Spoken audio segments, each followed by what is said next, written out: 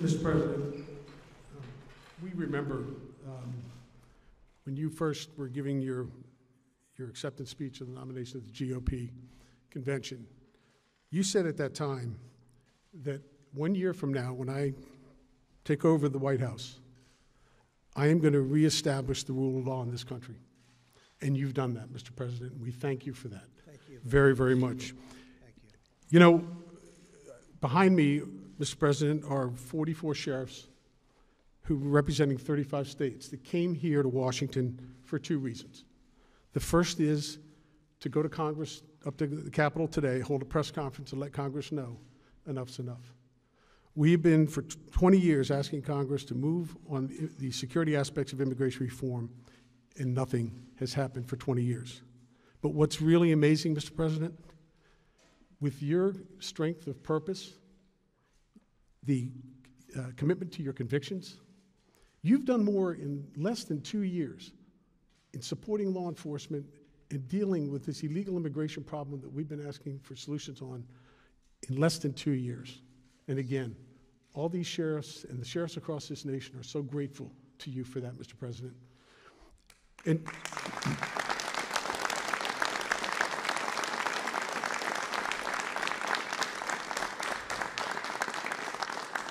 And like so many of the promises that you made, you have come through, and the energy that you've put behind law enforcement in supporting us on our partnerships with 287G, going after MS-13 and getting them out of our neighborhoods, to building the wall, Mr. President,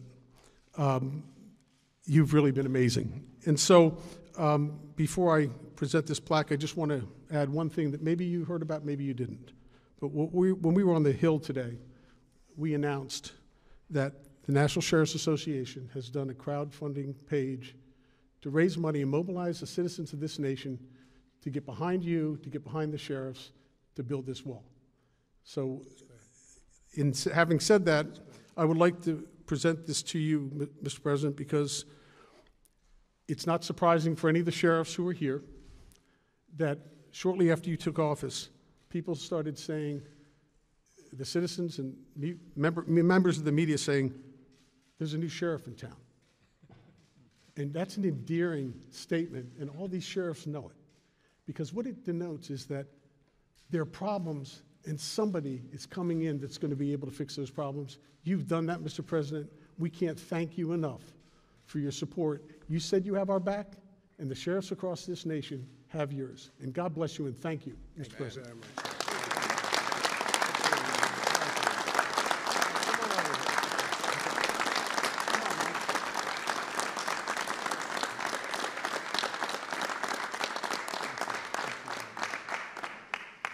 Well, that's really nice. This is an honor because when I was running, I think number one on our list was law enforcement, taking care of law enforcement, working with law enforcement, and really we have to create guidelines and principles for the incredible job you've done, and you've done an amazing job. And I will tell you, a lot of times you're scorned and you're looked at by the media because the media is very dishonest, much of it in this country, very, very dishonest.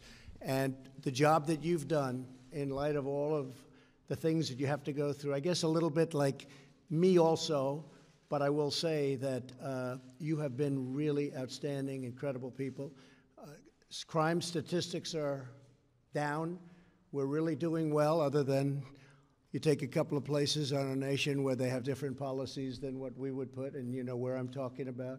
But there are a couple of places they don't believe in what we believe. But we have together done something very special. I also remember so well, Sheriff, when we were together, I said, we're going to get you a lot of military equipment that you weren't able to get, and it was sitting in warehouses all over the country, and in many cases, Mike, in other countries, you remember. And we brought it back home, and you were able to get great military equipment like you couldn't afford to buy in your budgets. And we gave it to you, and it protected a lot of people. We have a lot of people living today in your profession that would not, frankly, be around right now without the protection of that kind of equipment that we have sitting around waiting and doing nothing and just drawing dust. So the fact that you gave me this award is something very meaningful. I will put that in a place of great honor in the Oval Office, but I really appreciate it. Thank you very much. It's a great honor. Thank you.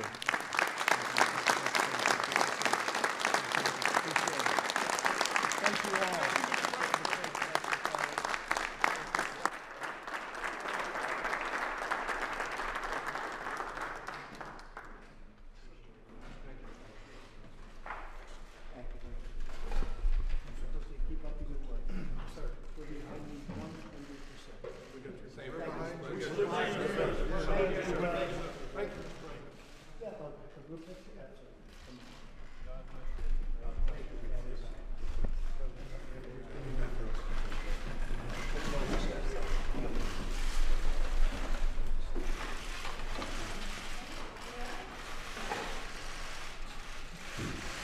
Make that a good picture.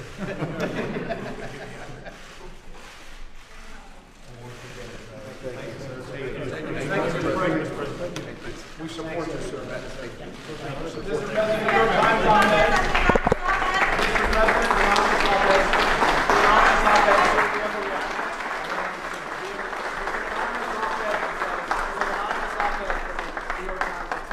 I am part of the resistance inside the Trump administration. This Hey, goes hey, to hey, your hey, reaction. Sheriff, can you imagine? We have somebody in what I call the failing New York Times that's talking about he's part of the resistance within the Trump administration. This person This works is for the what we have to administration. deal they with. say. And, you know, the dishonest media, because you people deal with it as well as I do, but it's really a disgrace. I will say this.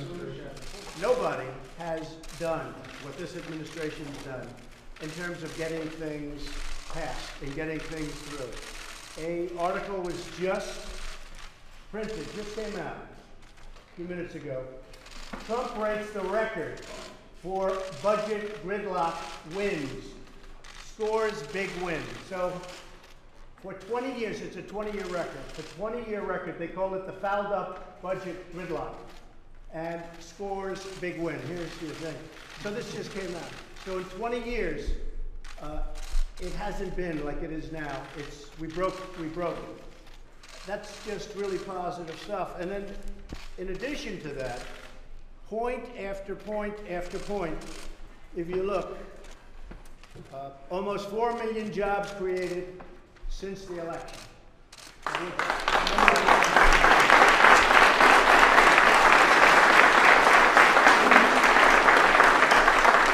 Americans now employed than ever recorded in our history. So we have more people working today than at any point ever in our history. We've created 400,000 manufacturing jobs. Manufacturing jobs are growing at the fastest pace in more than 30 years. Economic growth last quarter was 4.2%, and as you people know, it was headed down big, and it was a low number, very low number. It would have been, in my opinion, it would have been less than zero. It was heading to negative numbers. New employment claims recently hit think of that, the unemployment picture in the country is the best it's been in 49 years. African American unemployment lowest in the history of our country. Asian American unemployment lowest in the history of our country. Hispanic American unemployment lowest in the history of our country. I mean, I'm just looking at these, just point after point. Under my administration, veterans unemployment reached its lowest in many, many years. Let's see, almost 3.9 million Americans have been lifted off food stamps just since my election. Then you go into all of the benefits that we got from the tax cuts. All of you people benefited tremendously from the tax cuts. Thank you.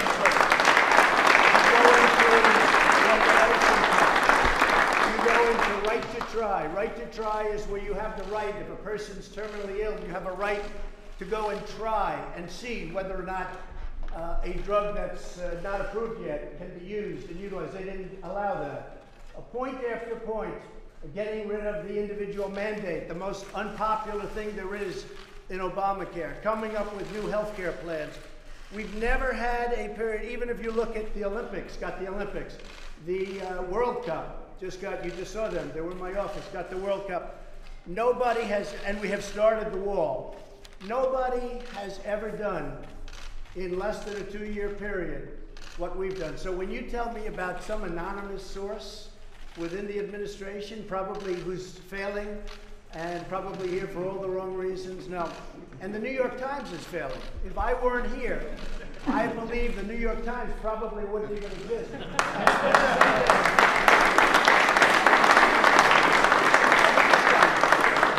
And someday when I'm not president, which hopefully will be in about 6.5 years from now, the New York Times and CNN and all of these phony media outlets will be out of business, folks. They'll be out of business because there'll be nothing to write and there'll be nothing of interest. So nobody has done what this administration has done. And I agree, it's different from an agenda which is much different than ours, and it's certainly not your agenda, that I can tell you. Thank you. It's about open borders.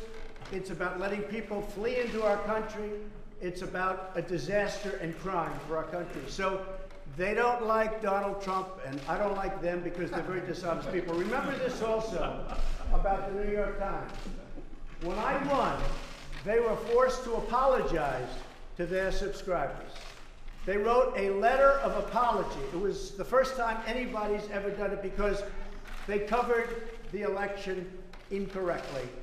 So if the failing New York Times has an anonymous editorial, can you believe it? Anonymous, meaning gutless, a gutless editorial. Should this person We're come doing a forward? great job. The poll numbers are through the roof. Our poll numbers are great. And guess what? Nobody is going to come close to beating me in 2020 because of what we've done. We've done more than anybody ever thought possible in, it's not even 2 years. So thank you very much. Appreciate it.